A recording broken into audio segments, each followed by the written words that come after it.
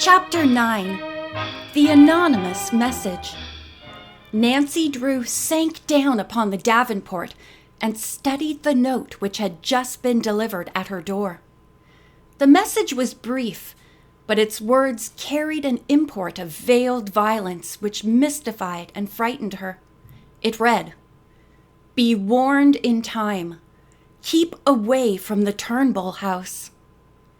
The threatening communication was unsigned, but was written in a bold scrawl and, Nancy fancied, was unmistakably the handwriting of a man. Who could have sent it? She asked herself in amazement. Why, I've taken special pains not to let anyone know I am going to the Turnbull house. Even Hannah doesn't know I am to visit there. How could anyone have learned of her plans? Nancy Drew turned this question over in her mind as she sat propped up with pillows in a corner of the big davenport, the very picture of a pretty girl in a brown study over some knotty problem. The more she thought about it, the knottier her problem became, for she had communicated with Rosemary and Florette by writing, and unless her note to them had been intercepted in the mail, there was no way, to her knowledge, that the information could have become known to a third person. I'm almost tempted to believe in ghosts myself, she thought. It's positively uncanny. She reflected a moment and then chuckled. But anyway, I don't believe the ghost is a very brave one, or he wouldn't be afraid to have me on his trail. As she considered the possibility of danger connected with her visit to the old mansion, the smile faded from her face, and all facetious thoughts about ghosts passed from her mind. The note had frightened her, but it had not deterred her in her purpose to do all within her power to solve the mystery surrounding the mansion. Nancy possessed the fighting instincts of her father, and it would take more than a threat to keep her away from the Turnbull house. She was convinced that underhand work was going on at the mansion, and she was determined to expose it if it were possible to do so. I think Dad was wise to suggest that I take his revolver, she told herself. And I'll take plenty of ammunition, too. Enough to annihilate an army. Though, truth to tell, I don't know whether I could hit the broadside of a barn or not. Getting up from the davenport, Nancy crossed over to the desk, and with a glance at the window shades to see that they were down, removed the revolver from the drawer. Taking it upstairs, she placed it carefully in her traveling bag. As she started back down the stairs, she heard a light step on the porch. She paused and listened. I wonder if I'm to get another note, flashed through her mind. Before she could move forward, the door opened and Hannah Gruen came in. Oh, it's you, Nancy murmured in relief. Why, yes. Who did you think it was? Well, I didn't know. And Nancy smiled. I wouldn't have been much surprised if a ghost had walked in. A ghost? Hannah asked in alarm. What do you mean? Oh, nothing, Nancy assured her hastily. I was only joking. Before the housekeeper could question her further, the girl said goodnight and retreated to her bedroom.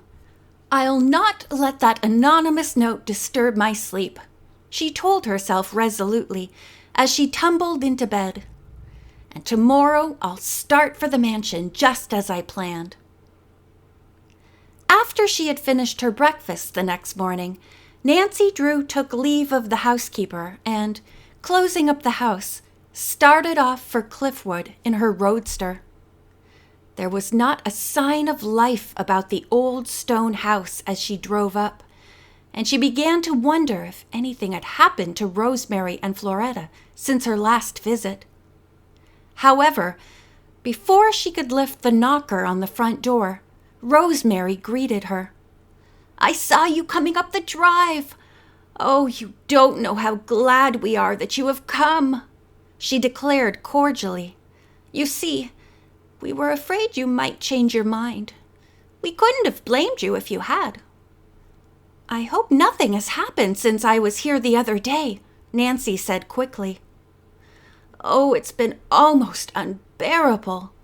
We had made up our minds to leave the place if you didn't come today." Rosemary's face was strained, and Nancy thought she looked as though she had not slept for several nights. The ordeal of remaining in the house was gradually wearing her down. "Last night we heard music again," she said, in a very low tone. "What sort of music?" "It seemed to come from a stringed instrument. It might have been a guitar." "From what part of the house?" "That was the strange part of it. The sound wasn't localized. It seemed to move from one part of the house to another." "Did you hear the music distinctly?" "No. The sound was muffled as though it were a long way off. Oh, it was almost ghostly." Rosemary shuddered and turned appealing eyes upon Nancy. "Tell me, do you believe in the supernatural?"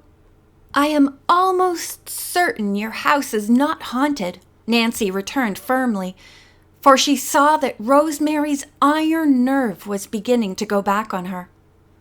"How long did the music last?" "About half an hour, I should judge." "Did Miss Florette hear it too?" "Oh, yes. She's positively ill this morning. She didn't get out of bed. We'll go to her room now if you like." "Perhaps it would be better not to disturb her." "Oh, she wanted to see you just as soon as you arrived." Rosemary led the way through the long, dark corridor and to the stairway. "I'll show you to your room first, and then you can talk with Florette," she told Nancy when they reached the upper hall. Rosemary opened a door and permitted Nancy to enter ahead of her. The bedroom was a large, comfortable one, with an old-fashioned canopy bed and heavy mahogany furniture. "I have assigned you the room right next to my own," Rosemary explained. "If anything should happen during the night, you could rap on the wall or cry out, and I would hear you." Nancy nodded soberly. "And the key is in the door," Rosemary continued. "Florette and I always lock our doors." "I will lock mine too," Nancy promised. "Are you certain you want to go through with it?" Rosemary questioned anxiously. "If anything should happen to you, I'd never forgive myself." "I don't believe anything serious will happen." "I wish I could feel as confident," Rosemary sighed. "Shall we go to Florette now?" "Yes, I am ready. I will unpack my bag later."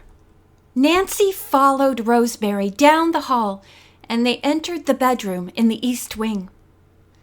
"Welcome to the haunted house," Florette murmured as a greeting to the girl. She was propped up in bed with cushions, and her face was white and haggard. A tray on a table near the bed had been left practically untouched. "Florette, you didn't eat your breakfast," Rosemary chided gently. "Oh, I couldn't, Rosemary. I'm so upset. I can't stay in this horrible place much longer." "Miss Drew is here to help us," Rosemary responded quietly. "But can she? I'm beginning to doubt that anyone can help us." "Nonsense! You mustn't let your nerves get the best of you." "I think I can help you." Nancy smiled reassuringly. "At least I will do my best. I intend to go all over the house and see if I can locate secret panels or trapdoors." "I don't believe it will do any good," Florette declared pessimistically. "I never heard of anything like that in the house." "I may as well have a look anyway," Nancy said easily. She remembered something which she intended to ask the Turnbull sisters. "Tell me, Did you mention to anyone that I was coming here for a visit?" "No," Rosemary answered promptly. "We took care not to mention it to a soul." "Of course we talked about your note when it came," Florette added, "but we didn't let out a hint of its contents to anyone. Why do you ask?" Nancy hesitated, then deciding that it could do no particular harm to tell the Turnbull sisters of the note she had received, she related what had happened the previous night. "Someone warned you not to come here?" Floretta gasped. "Why, how could the news have gotten out?" "I wish I knew," Nancy admitted. "It would seem as though the walls have ears." She lowered her voice. "Even now, someone may be listening to every word we say." End of chapter 9.